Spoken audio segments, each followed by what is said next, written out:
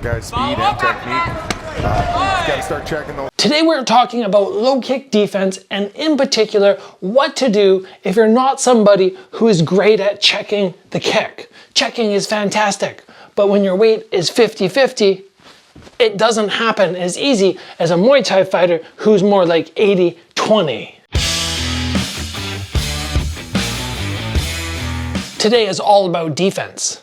But if you're liking my defense tips, you're going to love my offense tips. And right now at Strike Ready, we have an offense bundle where you can grab my Strike Ready Assault and Strike Ready Takedown, both of which are going to help you with the striking and then the throws, and your skill level is going to increase in terms of what you can do offensively. There's a link in the description below. It's the very last day to grab this bundle. Only $99 for 2 courses. Now, we're talking about low kicks. First appearance in the Glory Ring under Glory kickboxing rules. And the number of times that people come in to do private lessons with me, and I'm like, okay, you're not checking many of my low kicks during pad work, right? Pad work, boom. And they're going, okay, yeah, I can't get the check off. So I ask them, well, what's an alternative defense to checking a low kick? And very often they'll go, oh, well, I can take the low kick and I can hit back. That's a great one, right? And they have some other interesting ones, but I want to talk about in particular what to do when that stance is a little bit wider and a little bit heavier, evenly distributed between 2 legs. Because at this point, it's very difficult to get a check off. Why is that? Well, when I'm in this stance here, I can load up on my shots very well, but when I go to lift my leg, I'm naturally going to fall. So that means to get a good check off, I have to shift my weight back. I have to shift back so I can get up and not be falling right away, especially if I want a good counter, right? If I'm checking and coming down here, there's no good counter, but this is slow. So for somebody who's in a wider stance, I would like this alternative defense, which I'm going to teach you right now, and that is hollowing out. First appearance in the Glory Ring under Glory kickboxing rules. He's on the ropes. The guy's speed and technique. Got to start checking those. Hollowing out. That is what we call it. When somebody goes to kick you and you hollow out and it passes. Now you might be going, great, I'm done with the episode, but no. We need to talk about what the counters are after you've done that and the little details that really make this work and the massive errors that I have seen even professionals make when they try to do this and then they get knocked down. Let's talk about that first. You see a low kick come and you go, okay, I'm going to hollow out. And you see their head shift forward or their hands drop down. Both of those are incredibly wrong and are going to leave you on the bad side of that kick. We want to keep our hands up and our head neutral and just push the hips back. This foot can slide sometimes just an inch, sometimes 6 inches.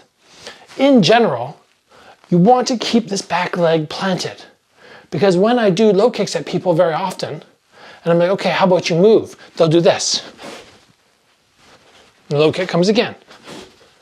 I'm like, okay, that's good, but what if you don't have the time to move? What if there's something behind you? What if I'm right here and I have nowhere I can go? Even when my heel's up against something or my bum is very close to something, I can still shift, especially with ring ropes. Maybe not so much a very tight cage if you're flat, but very rarely we go flat against something. We're usually in this stance, which will give our hips the ability to move back to that center line of the rear heel. So having that ability is so important, and not moving both feet every time is equally as important.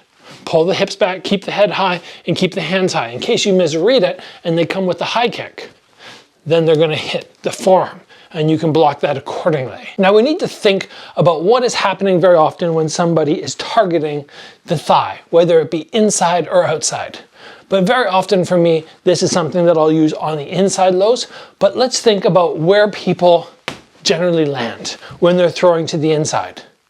They're not jamming the space and going at that range, right? Because then if I do this, they're still going to land. Most people are firing at long punch range.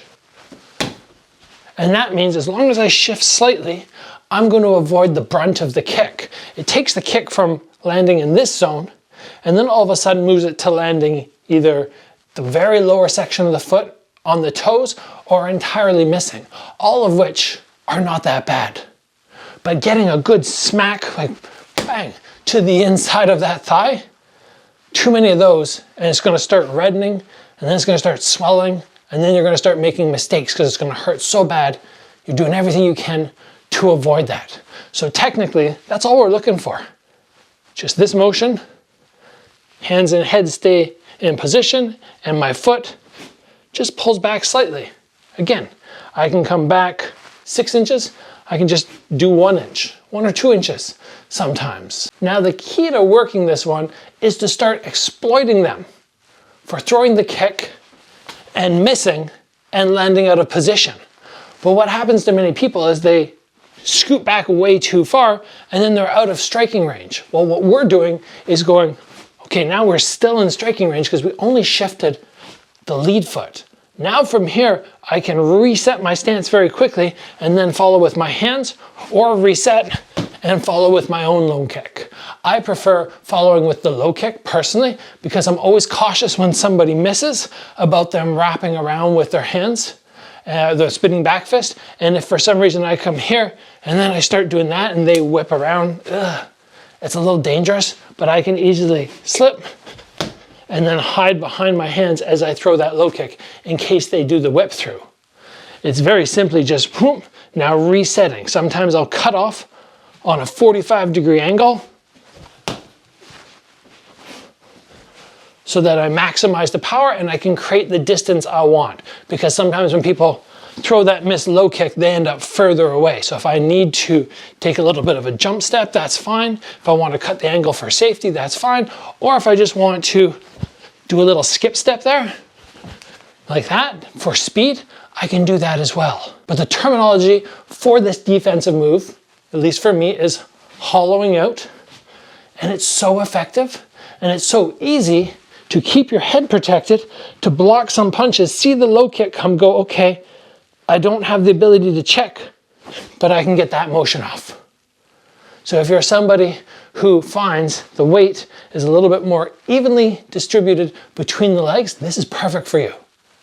Of course, somebody who's doing this can do it as well, but once you're here and you can check, you are better off checking as opposed to hollowing out, for the simple reason when somebody throws a low kick and you check, it hurts them more than it hurts you. When I come in and blast a low kick and I hit shin, oh, that's not fun. It's so painful. So bear in mind which stance you have and adjust accordingly to improve your defense.